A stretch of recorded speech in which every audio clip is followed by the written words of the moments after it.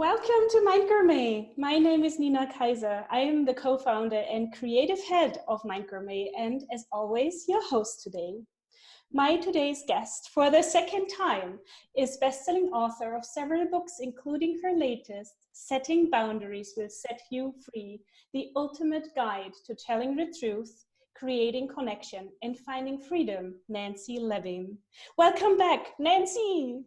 Thank you for having me here again, Nina. I'm really happy to be here. Oh, I'm delighted. And so for those few, I guess, who do not know you yet, I would introduce you just a little bit. Okay. Nancy Levin is a master coach and best-selling author of several books, including her latest, Setting Boundaries Will Set You Free. Formerly the event director at Hay House for over a decade, Nancy is the creator of Levin Life Coach Academy and offers in-depth coaching and training programs designed to support clients in making themselves a priority and setting boundaries that stick. I am so glad, both because I can talk to you again today and have this conversation, and also the topic that we're going to speak about, because I just believe it's not only for me a huge one. And knowing actually what boundaries are, I think everybody knows the word, but really knowing what it is and knowing what our boundaries are and why it is so important to have them and set them. Yeah, so let's directly dive into it. Would you share how your personal journey with boundaries was? And is maybe, and what led you to writing this new book? Yes, of course. First of all, what I'll say is none of us were ever taught that we could have boundaries. And so therefore we didn't really learn how to set them and maintain them and create them in our lives.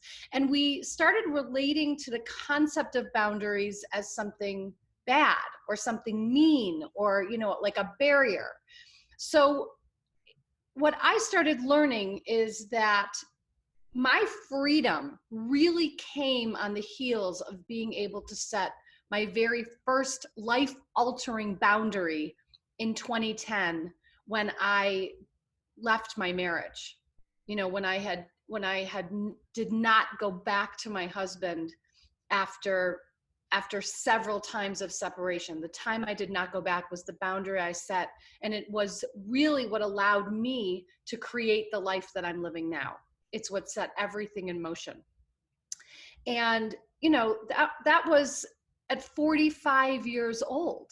So it's, to me, really clear in the thousands of clients I coach, in my own story, that we can come to this at a point when we're really at that crossroad of how can I live this life that I'm meant to live and no longer package myself to be digestible to someone else? How do I actually step into the life that I want to be living, so I'm not living someone else's life? And so, I would like to just simply give my definition of boundaries here, because I think it will be helpful. So I define a boundary as a limit that we set around what we will or will not do, will or will not accept, and will or will not tolerate. So our boundaries are personal to us. It's really at the essence, what's okay and what's not okay for me. And there are many ways in which we can set boundaries and cross boundaries. Mm-hmm. And so what I'll also say here is that the biggest myth out there about boundaries is that someone else is crossing our boundary. So if our boundaries are being crossed, we are the ones crossing them. So it's always our job to honor, respect, and maintain the boundaries that we set. And our boundaries are always an inside job. So my boundaries are between me and me, even if there's another person involved. And that's something really important to understand at the outset of the conversation. Yeah. And I think it's very, very empowering because he basically says we are not victims. We can Right. really change something. And it's That's our right. responsibility, but it's also, I mean, our choice. And nobody can take it away from us. That's right. And that's exactly it. So being able to own that if our boundaries are being crossed, we're the ones crossing them, moves us out of blame and victimhood into responsibility and empowerment, which, you know, is wonderful to instead of pointing the finger and constantly feeling like in this disempowered state, we get to actually realize that we do have a choice and that we can meet our own needs, which is critical. Right.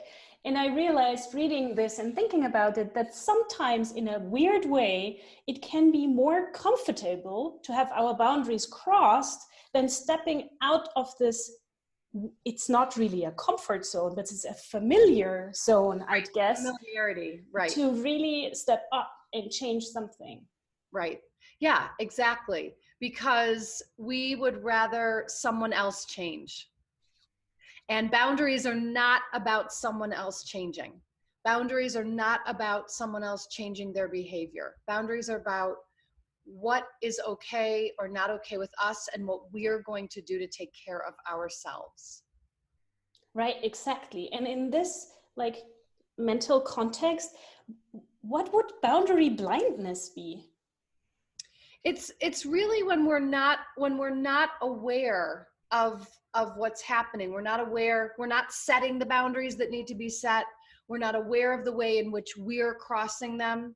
And so that's why it's so important here to really understand the the concept of considering ourselves, because when we've been people pleasers, peacekeepers, conflict avoiders, you know, the people who don't want to rock the boat, when, you know, the rescuers, the fixers, the savers, you know, when we've identified as that, we have essentially taken ourselves out of the equation. We've disappeared. And so the boundary blindness occurs when we've essentially disappeared. And so we have to start learning how to bring ourselves back into the conversation. So, you know, the very beginning parts of the foundational pieces of being able to set boundaries, it begins with, you know, be willing to consider yourself as much as you're considering everyone else. You know, at least be willing to consider yourself as much as you've been considering everyone else. And then the next piece is really now consider yourself more. Consider your own needs, wants, desires more than you are considering everyone else. And then, and this is really like the boundary ninja move, consider yourself first. So consider yourself before you consider everyone else. So we're so used to having our attention focused outward. I mean, it's literally like those big giant spotlights in a stadium or a field. You know, our attention is so blaring and glaring outward. And we really need to learn how to turn the spotlights back on ourselves and have the energy and the resource to have that attention on us and to actually be with our wants and our needs and desires, and to start considering them before we consider everyone else. Because most of us jump to, what does he think? What will she think? What does he need? What does she need? And then we just go into the overgiving, overachieving, overdoing mode. And the real revelation here is what happens when we actually ask ourselves the question, what do I want? What do I need? What do I think? And recognize how we can actually attend to ourselves. Yeah. And even finding this out, what do I want? What do I need? Can be a really big thing. So big. I mean, so big. And I have an exercise in the book around being able to name desires, because when I left my marriage and I was out on my own, and I had left a very abusive and controlling marriage where I had surrendered to the point of allowing him to decide what I wore, what I ate, how I moved my body, pretty much everything. So when I was on my own, first of all, I had no idea what I even wanted because my wants had been erased. So I started to keep a list that I started calling my desire list. Anytime anything popped up that I wanted, that I desired, I would just write it down because it was such a foreign concept to me to want. Because what happens for most of us is we shut down our wanting because we automatically assume that we can't get. So there's no point in even wanting. So we sort of bring in the logistics too soon. So what then can arise when we're in the state of wanting, and there's no limit on the wanting. And it's not even about the having or the receiving. It's just first being in the state of the wanting and then opening up to receiving.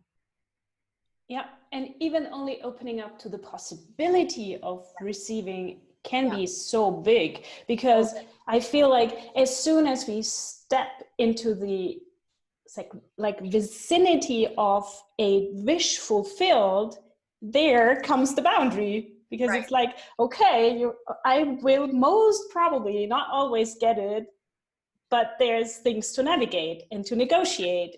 And so wishes, in a sense, are boundaries challengers. They can be, because what I would also say here about boundaries is that most of us relate to the boundaries as what we're keeping out, or what we're blocking, or what we're doing for self-preservation to keep ourselves in. But I'll also add that boundaries are the way that we carefully choose and consciously curate what we want to bring in. And so that is the connectivity to the wishing and the wanting and the desire, to allow us to actually bring in what it is that we want. Right. And I think it might adding to everybody's understanding of boundaries that there are actually different types of boundaries. Yeah, I mean, there's emotional boundaries, physical boundaries, energetic boundaries, material boundaries. There's all sorts of different boundaries. And really, it's up to us to begin to learn, what's okay for us, and then to begin to be able to express it. But to first actually have the awareness of when we're feeling our boundaries are being encroached upon, and then recognize what we can begin to put in place so that we're not feeling that way. So a physical boundary is, as I understand it, for example, deciding who is allowed to touch us or not. Absolutely. So, but if we go into the mental, emotional, and spiritual types of boundaries, what would be good examples to understand what they actually are? Even around, those energetic boundaries, even around, boundaries around what I'm thinking about. Right. Or boundaries around obsessing, boundaries around negative thoughts, and the ways that we can begin to shift those as well. Yes. Also realizing that there are boundaries we need to set with ourselves. Big time. My God. Big time. And really that's where I begin in my coaching and in the book.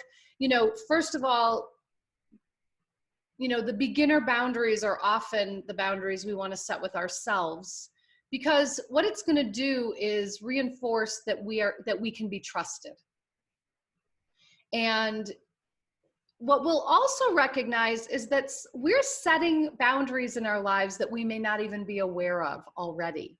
So, we're setting and holding boundaries. So for me, I have a strict boundary around my bedtime.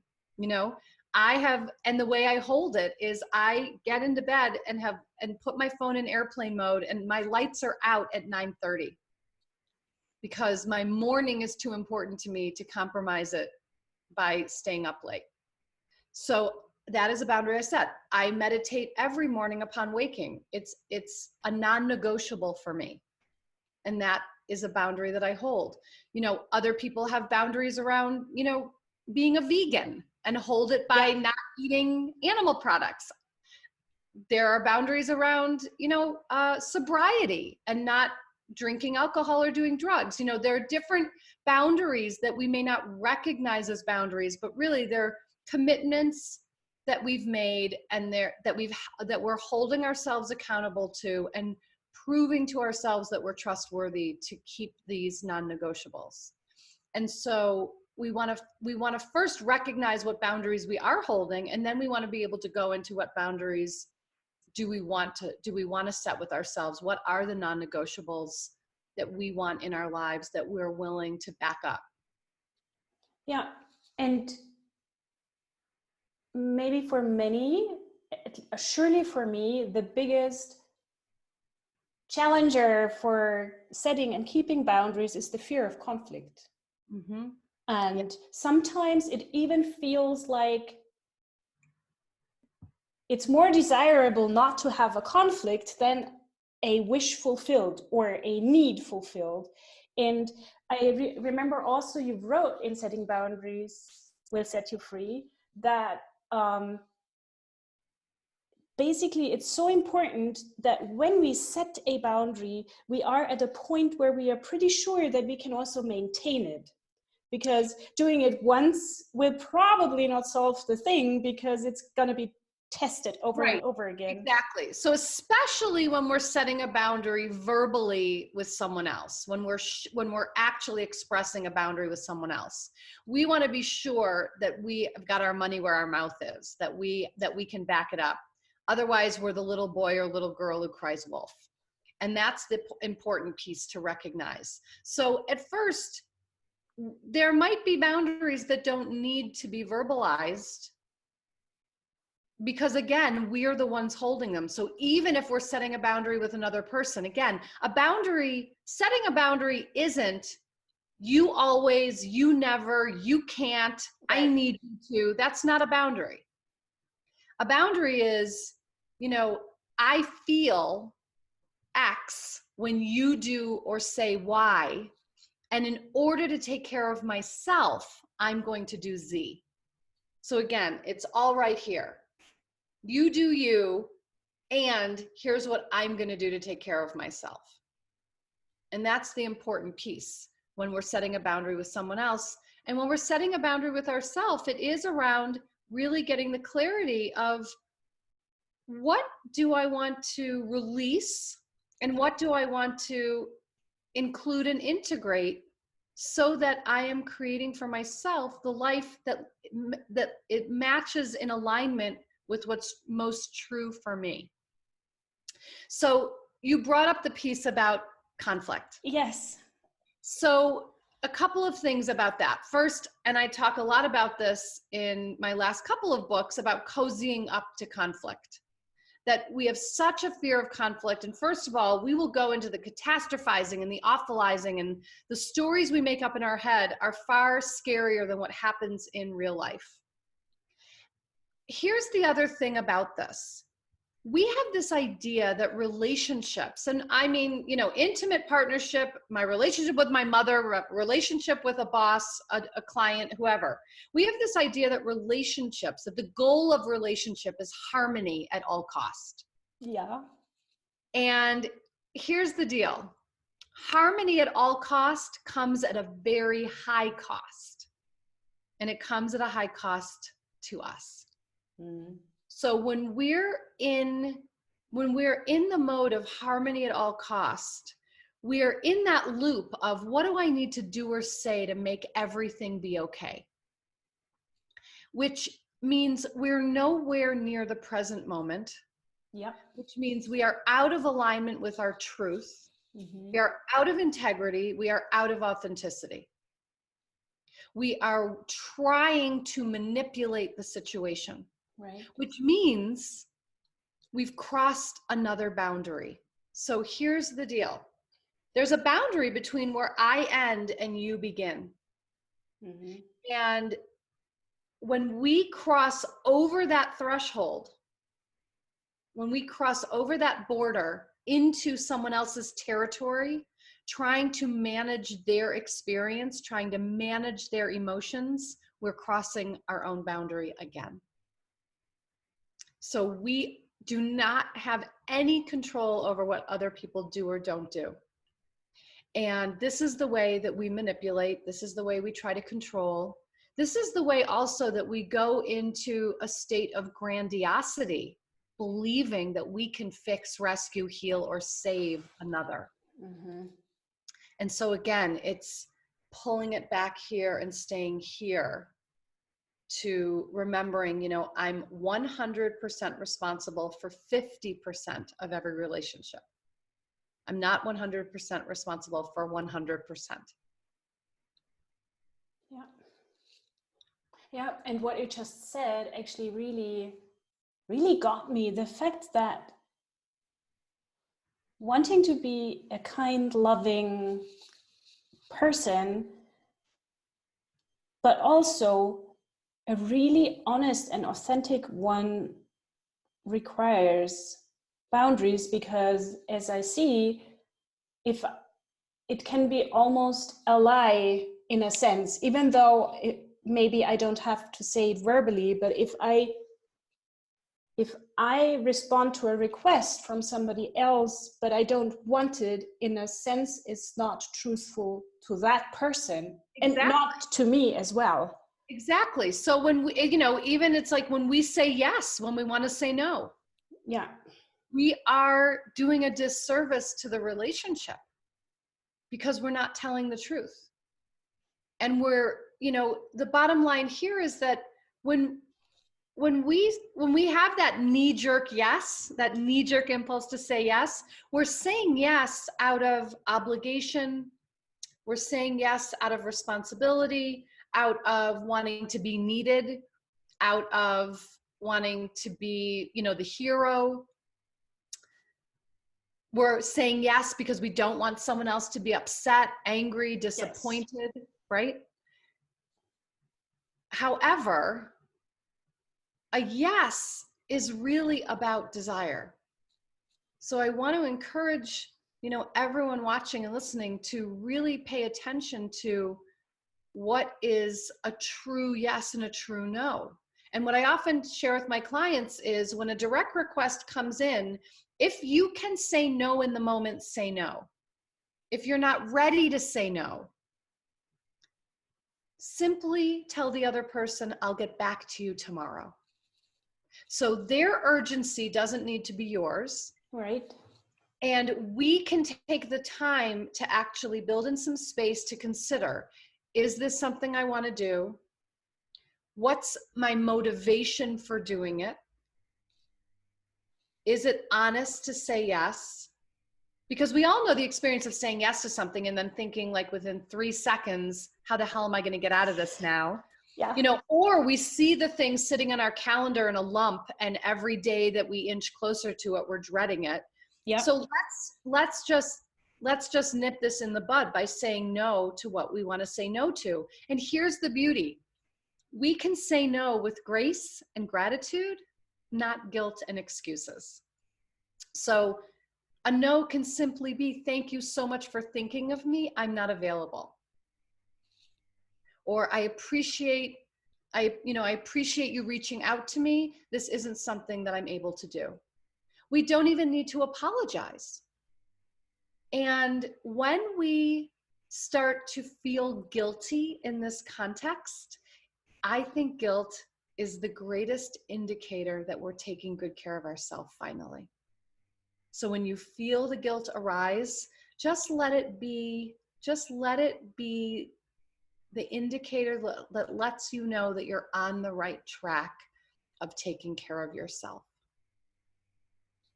Mm-hmm. Which is a beautiful new context to approach guilt. Yeah.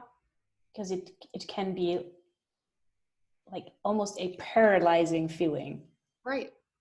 Even anticipating guilt. Absolutely. Right. Because it's our default, it's our go-to is guilt. And here's the other thing I'll say here is that it's never an either or, it's always a both and. So if I make a choice to take care of myself, it doesn't mean I'm disregarding or disrespecting someone else. Right. It simply means I'm willing to take care of myself as well as everyone else in my life that I care for. So most of us get caught in the black or white. We get caught in the either or. And then we get caught in this conversation that I hear all the time. Well, isn't it selfish? Care about your own needs. And I am on, I'm on my soapbox right now to reclaim selfishness, because we've disowned selfishness to such a degree, and we've adopted selflessness, but in selflessness, we have disappeared. Right. It's the way we vanish. And it's where many of us are more comfortable giving and doing for others, because that's how we get our value and our worth. We've linked our value and our worth to everything that we do, everything we produce, everything we achieve. And we need to come back to the place where we're able to actually find our own worth and value simply by being here. That it's not linked to anything else. It's not something we have to earn or prove. And it's certainly not something that someone else is going to stamp on us. Yep. And this is, that would be a mantra or something that you tattoo yourself to the inside of your eyes, because I can forget it so often, even though I believe we all know on a intellectual level that our worth relates to our being, to our mere existence. And then when it comes to the emotional things and relationship things, suddenly it feels different though. So to really own this worth and knowing about this worth and living it, because in a sense, it's probably the only way of living authentically and whole. Yeah. And, to me, it's always going to come down to truth telling. It's always going to come down to, am I being true to me? And once I'm willing to tell the truth to myself, am I willing to now share that truth with people I find safe? And then really understanding that, and again, this isn't about discounting or disrespecting anyone else, but if I share my truth, someone else's response to my truth isn't my responsibility to manage. Yeah, that's so relieving. It's so hard. Yes. So Louise Hay would say, it's so hard as an affirmation. Right. It used to be so hard, she would say, but if I'm sharing my truth, someone else's response is not my responsibility. However, I can be available for impact. I can be available to listen to someone else's experience. But then I'm really here making the choice. Am I going to go back into that packaging, or am I going to actually live in a liberated way? Yeah. Because I really do believe that freedom is the ability to express our truth without fear. That's freedom to me. Yeah. And boundaries are the bridge to that freedom. Ooh, Because boundaries are really the expression of our truth. That's all boundaries really are. Here's my truth. Here's what's okay. Here's what's not okay. And here's how I'm going to take care of myself. Yeah. And on this process of really taking care of ourselves and living freely, you have outlined 10 steps in your book. Mm-hmm. I know this is the biggest part of the book, and we could probably talk for hours about it, but what do you think makes more sense? Can you give us a short overview, or would you say it's better to dive maybe into one or two of the 10 steps? I think we're already diving in to all the to the 10 steps. I mean, the biggest, I could say that what the 10 steps of the book really is the journey of being able to learn how to locate yourself, because I find that it is the foundational piece. And I think it's one of the hardest pieces for people who have been living other referenced lives. Mm-hmm. They don't know how to put that, put those spotlights back on themselves. So I really begin the journey with, how to locate yourself, how to begin with the non-negotiables, doing a boundary inventory so that you can see the boundaries that you are already holding and have set, and the boundaries that are overdue. Really recognizing how our emotions are very directly linked to our boundaries or lack thereof. When we notice our resentment rising, for example, it's a telltale sign that boundaries need to be put into place. So we want to start looking at all of this, and then we want to be able to start moving into the vision for really an empowered life, and recognizing the correlation between the vision and the boundaries that are going to be able to give us the life that we most desire. And then we actually practically and tactically in the book go into setting your beginner boundaries, setting your intermediate boundaries, setting your bottom line boundaries. I have the boundary pyramid in the book that I refer to several times, about your bottom line boundaries, your good to have boundaries, and your cherry on top boundaries. But we all want to really know what our bottom line boundaries are, and we have to work up to being able to put them into place. So we start with the beginner ones where there's less at stake. Yeah. And then ultimately in the 10th step of the book is really about recognizing that if we live a life where we are considering ourselves as much as, ultimately more than, and first, we don't need to keep setting boundaries, because we're living a life in alignment with our truth. So the more we live in alignment with our truth, the less we're having to set these boundaries, because they become a way of life. They simply become what's natural for us as we have the courage and the confidence to express. Yeah.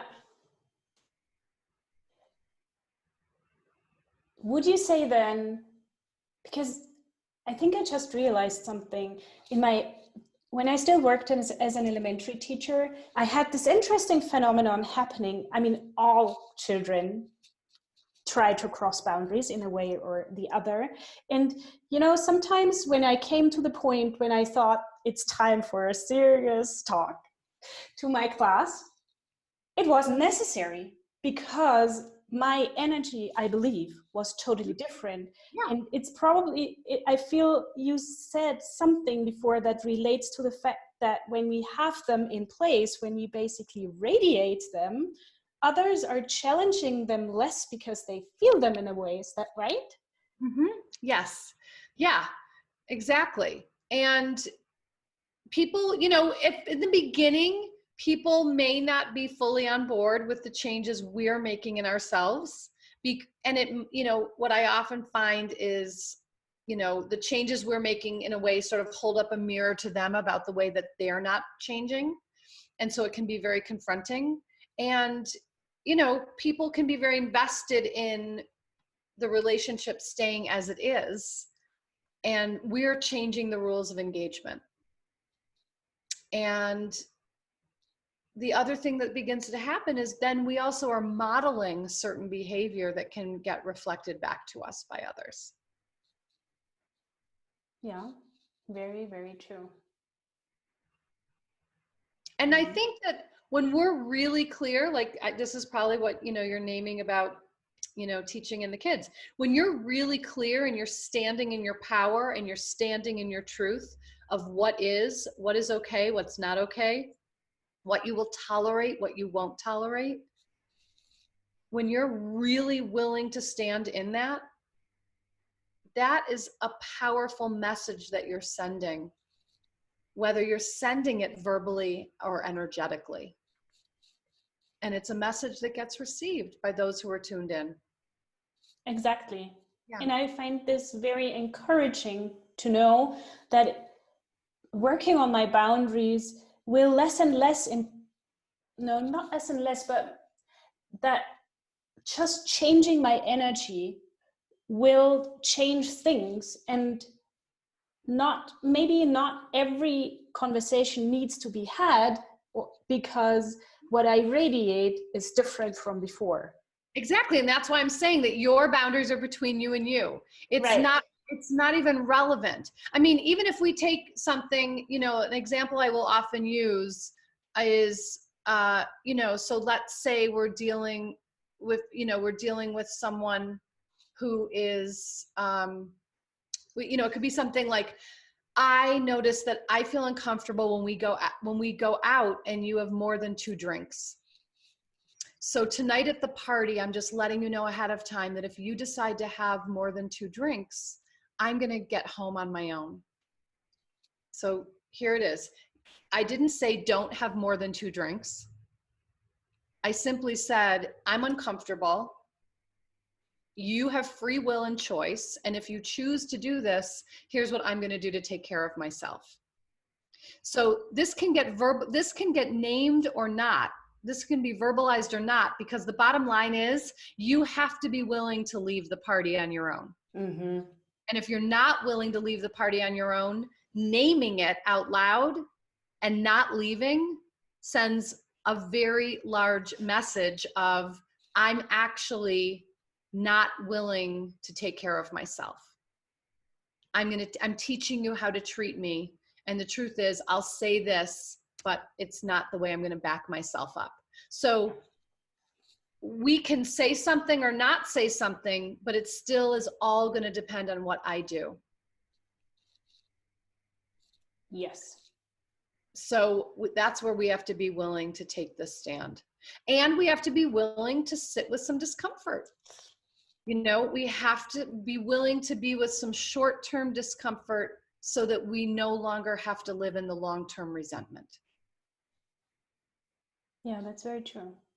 And the other thing I'll say is that, rarely is, we're rarely dealing, I'm not saying never, but we are rarely dealing with something that is, going to make or break a relationship. We are more likely dealing with something that in our mind makes or breaks it. And that's what has us continuing to tamp down what's true for us. And so then what happens is we've essentially done like a bait and switch in a relationship. We've presented this persona of here's who I am, and yet it's not really the truth of who we are. Mm-hmm. So we're selling someone else a bill of goods, and we've gone into these, whether it's a work scenario, a relation, a partnership, whatever it is, we're presenting this persona. And we go into these scenarios, especially women, I would say, with what do I need to do so that I'll be picked or chosen? Instead of going in with, I'm the one who has the choice here. I can pick and choose. And it's a very different energy. It's totally different. Totally different. So that I'm not going in, I tell my clients who are, dating, go on your first date as you. And they're like, what? What if he or she doesn't like me? And I'm like, what if you don't like him or her? What if you ask that question? Mm-hmm. And it's a very different question. So notice, what am I doing to constantly reinforce someone liking me? As opposed to checking in with, do I like this person, or do I like this arrangement, or do I like this situation? And what can I do to initiate change? Because really, when we're setting boundaries, we're ultimately, I think about it like we're giving people pieces of our puzzle. We're giving people really ultimately our operating manual. Yeah. You know? Mm-hmm. And we're sharing our truth, and it's up to the other people to calibrate to our truth or not. Yeah, like we calibrate to the other people's Exactly. truths. We're so good at the calibrating, Mm. right? But then this is why we're left feeling, you know, empty or suffocated or invisible or exhausted, you know, whatever it is. Yeah. Yeah. And I think realizing that being not truthful to myself actually means not being truthful to the other person. Absolutely. It has to begin here Is first. big. Yeah. And if I'm not willing to tell the truth to myself, I'm certainly not going to tell the truth to someone else. And what happens when we don't tell the truth is we create chaos. Yeah. And the truth, whatever it might be, will come out in some way. And it can come out in very self-destructive ways. It can come out in self-sabotaging ways. It can come out in illness. It will find a way out. So that's really why I think at the foundation of this is the cultivation of relationship with yourself first and foremost. Can you, you know, so many of us are, you know, going at warp speed. We're staying so busy, all of this. We're really, these are all the avoidance strategies that we employ so that we don't have to actually be in the quiet of our own mind and heart. Mm-hmm. And so, you know, even if it's 5 minutes in the morning to sit in meditation or to go for a walk or to journal or to take a shower, but do it with intention on attention on oneself, these practices can start to make a difference so that we really start to come back here, to start to recognize, you know, what do I think? What do I want? What do I feel? What's the most self-loving action I can take today? What's the most self-honoring choice I can make today? And then to really start, you know, one of the exercises I love to give my clients at a really base level is, so Nina, someone says to you, you know, where do you want to go for dinner tonight? The usual response is, I don't care. Where do you want to go? Right? Mm-hmm. So to even start there with, to check in and not default to the habitual response, but to check in and be like, huh, you know, I really want sushi tonight. Now, we might not go for sushi tonight because for all I know, you're allergic to sushi, but at least I've said what I want, and I'll have far less resentment if I express myself. To even begin something there, to really see where we default to the other person's opinion or desire being more important than ours, and recognizing that we actually, this is an opportunity to practice. Yeah, and like you said before, we can actually ease ourselves into boundary setting, because that example now is actually not difficult. There's no conflict involved. It's just feeling into our needs and stating them instead of leaving the decision to somebody else. Exactly.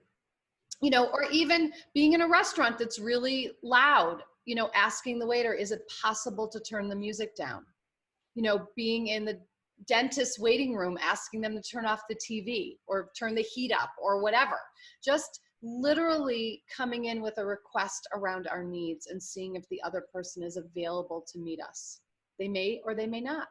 But even being able to start there is a gateway into being able to set the boundaries that we need. Yes, so true. So if people who are watching and listening would like to find out more about you, or maybe work with you, or everything that you have to offer, where can they find you and what can they do? Yes, everything is on my website, nancylevin.com. And I right now have on there you can get the Boundary Badassery Quick Tip Checklist free. And so you can get that at nancylevin.com/checklist.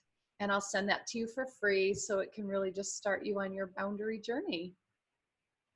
How beautiful. And to finish or end it even more beautiful, would you please, because I love the poem you wrote that is in the beginning of the book. Yes. Would you read it to us? I would be honored to. I would love to. So this poem is called The Anatomy of a Boundary. The boundary is the marker where I can no longer be myself, no longer congruent with or authentic to who I am. When I'm about to lose myself, that's the boundary point. And yet, time and time again, we miss it. The disconnection from self that amplifies the way my attention pulls toward you, as if my nervous system is being dragged by a magnet. I have been lost and we are bound. I need to find the rhythm of who I am without you while with you still. The vital recalibration back to me, knowing where I end and you begin. My body and mind rest, restore, and regulate best when I am alone and not satisfying someone else's needs. Slowing down now, I allow myself the rest I have been depriving myself of by overgiving and being on high alert. Time to liberate me instead of rescuing everyone else. Only I can restore my resources. No longer willing to do whatever it takes when whatever it takes comes at such a high cost to me. No longer allowing an old commitment to people pleasing, external validation and approval to override my commitment to my own truth and authenticity. The patterns we're running won't dissolve by someone else making a change. My boundary is mine to honor. We think our withholds will keep us safe, but revealing is what allows connection and healing. This is so beautiful. Thank you, Nina. Thank you so much. Thank you for taking the time. Thank you for sharing this space with me. Thank you for writing this and all your other books. Thank you for what you do in the world, and thank you for being you. And thank you for learning how to set and maintain boundaries, because otherwise we couldn't learn it from you. Thank you so much. I'm grateful. Me too. So goodbye, everybody. And always remember to take the driver's seat of that car called your life and create this lifetime to your taste. It's our pleasure here at Mind Gourmet to support you with our food for thought. Bye, everyone, and bye, Nancy. Bye-bye.